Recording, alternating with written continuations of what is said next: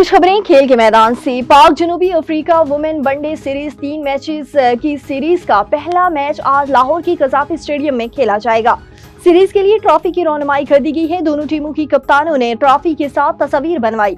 कौमी टीम की कप्तान फातिमा सना ने कहा कि वर्ल्ड कप से कबल इस सीरीज से फायदा होगा, कोशिश होगी जिससे यहाँ खेलें वैसे ही श्रीलंका में भी खेलें। पाकिस्तान ने भारत के खिलाफ मैच में होने वाले रवैये पर सख्त एक्शन लेते हुए रेफरी तब्दील न करने की सूरत में एशिया कप के मजीद मैचेस न खेलने की धमकी दे दी।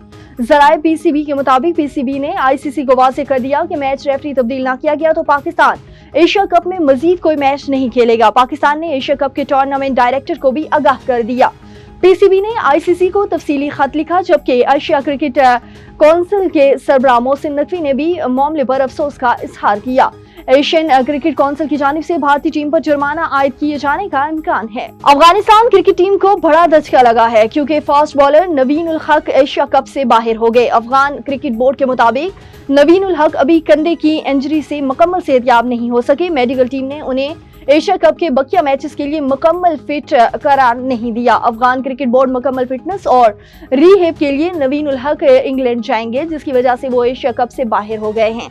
अफगान क्रिकेट बोर्ड के मुताबिक नवीन उल हक की जगह फास्ट बॉलर अब्दुल्ला अहमद जई को स्क्वाड में शामिल किया जाएगा।